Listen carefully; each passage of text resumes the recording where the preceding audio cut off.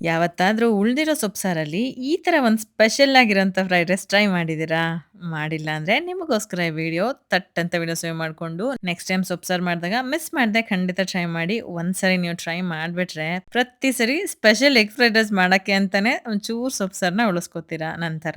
ನಮ್ಮನೇಲಂತೂ ಸೊಪ್ಸಾರು ಮಾಡ್ದಾಗೆಲ್ಲ ಇದೊಂದು ರಿಚುವಲ್ ಆಗ್ಬಿಟ್ಟಿದೆ. ಮಿಕ್ಕಿದ್ದ ಸೊಪ್ಸಾರಲ್ಲಿ egg fried rice ಮಾಡ್ಲೇಬೇಕು. ಅದು ನನ್ನ ಮಕ್ಕಳದ್ದು ರೂಲ್ಸು. ನನ್ನ ಮಕ್ಳಿಗೆ ಮಾತ್ರ ಅಲ್ಲ, ನನ್ನ ಹಸ್ಬೆಂಡ್‌ಗೂ ಮೋಸ್ಟ್ ಫೇವರೇಟ್ ರೆಸಿಪಿ ಇದು. ಆಂಡ್ ಆಲ್ಸೋ ಈ ರೆಸಿಪಿನ ಇನ್ವೆನ್ಷನ್ ಮಾಡಿರೋದೇ ನನ್ನ ಹಸ್ಬೆಂಡ್ ಅಂದ್ರೆ ನೀವು ನಂಬಲೇಬೇಕು. ಸೊ ಹೇಗೆ ಇನ್ವೆನ್ಷನ್ ಮಾಡಿದ್ರು ಅನ್ನೋ ಸ್ಟೋರಿ ಎಲ್ಲ ಮುಂದೆ ಹೇಳ್ತಾ ಹೋಗ್ತೀನಿ. ಮೊದಲು ರೆಸಿಪಿಗೆ ಹೋಗ್ಬಿಡೋಣವಾ? ಮೊದಲಿಗೆ ಒಂದು ಕಡಾಯಲ್ಲಿ ಒಂದ್ 2 ಟೇಬಲ್ ಸ್ಪೂನ್ ಎಣ್ಣೆ ಹಾಕಿ ಅದು ಬಿಸಿ ಆದ್ಮೇಲೆ 2 ಮೊಟ್ಟೆ ಹಾಕೊಂಡಿದೀನಿ. ನೀವು ಬೇಕಿದ್ರೆ 3, 4 ಅಥವಾ ಎಷ್ಟು ಬೇಕಾದ್ರೂ ಹಾಕೋಬಹುದು. ಸೊ ಒಬ್ರಿಗೋಸ್ಕರ ಮಾಡ್ತಾ ಇರೋದಕ್ಕೆ ನಾನು 2 ಹಾಕೊಂಡಿದೀನಿ. ಇದನ್ನ ಚೆನ್ನಾಗಿ ಬೀಟ್ ಮಾಡ್ತಾ ಇದೀನಿ, ಮಿಕ್ಸ್ ಮಾಡ್ತಾನೆ ಇದೀನಿ. ಬೇಕಾದ್ರೆ ಇವಾಗ ಸಾಲ್ಟ್ ಹಾಕೋಬಹುದು ಸ್ವಲ್ಪ, ಬಟ್ ಸಾಲ್ಟ್ ಬೇಡ ಅಂತ, ಯಾಕಂದ್ರೆ ಸೊಪ್ಸಾರು ಹಾಕ್ತಿವಲ್ಲ, ಸೊ ಅದ್ರಲ್ಲೇ ಸ್ವಲ್ಪ ಸಾಲ್ಟ್ ಇರುತ್ತೆ. ಲಾಸ್ಟ್ ಅಲ್ಲಿ ನೋಡ್ಕೊಂಡು ಬೇಕಿದ್ರೆ ಒಂಚೂರು ಹಾಕಿ ಅಡ್ಜಸ್ಟ್ ಮಾಡ್ಕೋಬಹುದು. ಇದನ್ನ ಚೆನ್ನಾಗಿ ರೀತಿ ಮಿಕ್ಸ್ ಮಾಡ್ಕೋಬೇಕು. ನೆಕ್ಸ್ಟ್ ಇದಕ್ಕೆ ಉಳಿದಿರುವಂತ ಸೊಪ್ಸಾರು ಹಾಕಿ ಚೆನ್ನಾಗಿ ಮಿಕ್ಸ್ ಮಾಡ್ಕೋಬೇಕು. ಅದ್ರಲ್ಲಿರುವಂತ ನೀರಿನ ಅಂಶ ಎಲ್ಲ ಕಂಪ್ಲೀಟ್ ಆಗಿ ಡ್ರೈ ಆಗೋಷ್ಟು ಮಿಕ್ಸ್ ಮಾಡ್ತಾನೆ ಇರ್ಬೇಕು. ಇದು ಫ್ರೈ ಆಗೋಷ್ಟರಲ್ಲಿ ಸ್ಟೋರಿ ಹೇಳ್ಬಿಡ್ತೀನಿ.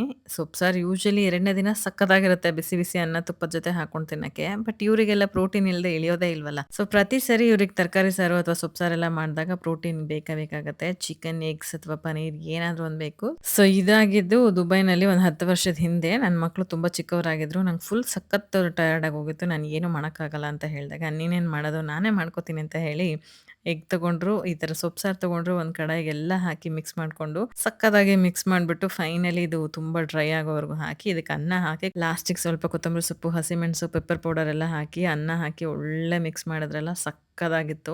ನನಗೆ ಆಕ್ಚುಲಿ ತುಂಬಾನೇ ಸುಸ್ತಾಗಿದೆ ಅಂತ ಅನ್ನೋ ವಿಷಯ ಗೊತ್ತಾಗಿ ಅವ್ರು ನನಗೋಸ್ಕರ ಸ್ಪೆಷಲ್ ಆಗಿ ಮಾಡಿರೋಂಥ ರೆಸಿಪಿ ಇದು. ಸೊ ಹೌ ಸ್ವೀಟ್ ಇದು. ಆಕ್ಚುಲಿ ಹೆಂಡತಿಯರಿಗೆ ಈ ತರ ಒಂದೊಂದ್ಸರಿ ಗಂಡಂದ್ರು ಕೊಡೋ ಸರ್ಪ್ರೈಸ್ ತುಂಬಾನೇ ಇಷ್ಟ ಆಗುತ್ತೆ ಅಲ್ವಾ? ಇದೊಂದು 10-11 ವರ್ಷದ ಹಿಂದೆ ನಡೆದಿರೋಂಥ ಇನ್ವೆನ್ಷನ್. ಆವತ್ತಿಂದ ಇವತ್ವರೆಗೂ ಪ್ರತಿ ಸರಿ ಸೊಪ್ಸಾರು ಮಾಡಿದಾಗೆಲ್ಲ ನಾನು ಆ ವಿಷಯನೂ ನೆನಪಿಸ್ಕೊತೀನಿ. ಅಂಡ್ ಆಲ್ಸೋ ಅವರಷ್ಟೇ ಸ್ಪೆಷಲ್ ಆಗಿ ಟೇಸ್ಟಿಯಾಗಿ ಮಾಡ್ಬೇಕು ಅಂತ ಅನ್ಕೋತೀನಿ. ಬಟ್ ಆ ಕೈ ರುಚಿ ಬಂದೇ ಇಲ್ಲ ಇದುವರೆಗೂ. ಬಟ್ ಇವತ್ತು ನಿಮ್ಮೆಲ್ರಿಗೂ ತೋರ್ಸೋದಕ್ಕೋಸ್ಕರ ಅವ್ರನ್ನ ಪಕ್ಕದಲ್ಲೇ ಇದ್ಕೊಂಡು ರೆಸಿಪಿನ ಕೇಳ್ಕೊಂಡು ಮಾಡ್ತಾ ಇದೀನಿ. ಸಖತ್ ಟೇಸ್ಟಿ ಆಗಿತ್ತು. ಖಂಡಿತ ನೀವು ಒಂದ್ಸರಿ ಟ್ರೈ ಮಾಡಿ. ಇದನ್ನ ಒಂದ್ಸರಿ ಟ್ರೈ ಮಾಡ್ಬಿಟ್ರೆ ನಾನು ಹೇಳಿದ ತರ ಪ್ರತಿ ಸರಿ ಸೊಪ್ಸಾರು ತೆಗ್ದಿಟ್ಬಿಟ್ಟು ನೀವು ಕೂಡ ಟ್ರೈ ಮಾಡ್ತೀರಾ. ಅದಕ್ಕೆ ನಾನು ಗ್ಯಾರಂಟಿ. ಇದನ್ನ ನಾವು ಮಸಾಲೆ ತೆಗೆದು ಮಾಡ್ತಾರಲ್ಲ, ಆ ತರ ಸೊಪ್ಸಾರಿಗೆಲ್ಲ ಚೆನ್ನಾಗಿರೋದಿಲ್ಲ. ಈ ಬೆಂಗಳೂರು ಸೈಡಲ್ಲೆಲ್ಲ ಮಾಡ್ತೀವಲ್ಲ, ಮಸೊಪ್ಪು ಅಥವಾ ಆಂಧ್ರ ಸ್ಟೈಲ್ ಪಪ್ಪು ಆ ಥರ ಮಾಡ್ತೀವಲ್ಲ, ಅದಕ್ಕೆ ಮಾತ್ರ ಇದನ್ನ ಟ್ರೈ ಮಾಡಿ, ಸಖತ್ತಾಗಿರುತ್ತೆ. ಒಂಥರ ಒಳ್ಳೆ ಗ್ರೀನ್ ಎಗ್ ರೈಸ್ ರೆಸಿಪಿ ನೀವು ನೋಡಿದಿರ ನನ್ನ ಪ್ರೊಫೈಲ್ ಅಲ್ಲಿ ಅನ್ಸುತ್ತೆ. ಆ ತರ ಟೇಸ್ಟ್ ಬರುತ್ತೆ. ಅಂಡ್ ಆಲ್ಸೋ ಲಾಸ್ಟ್ ಟೈಮ್ ನಾನು ಉಳಿದಿರೋಂಥ ಮಟನ್ ಸಾರಲ್ಲಿ ಎಗ್ ಬುರ್ಜಿ ಮಾಡಿದ್ದೆ. ಅದು ಸಖತ್ ಫೇಮಸ್ ಆಗಿತ್ತು. ಬಟ್ ಅದೇ ತರ ಇದು ಒಂದು ಚಿಕ್ಕ ಟ್ವಿಸ್ಟ್ ಅಲ್ಲಿ ಸ್ವಲ್ಪ ರೈಸ್ ಹಾಕಿ ಫ್ರೈಡ್ ರೈಸ್ ಮಾಡಿದೀವಿ ಅಷ್ಟೇ.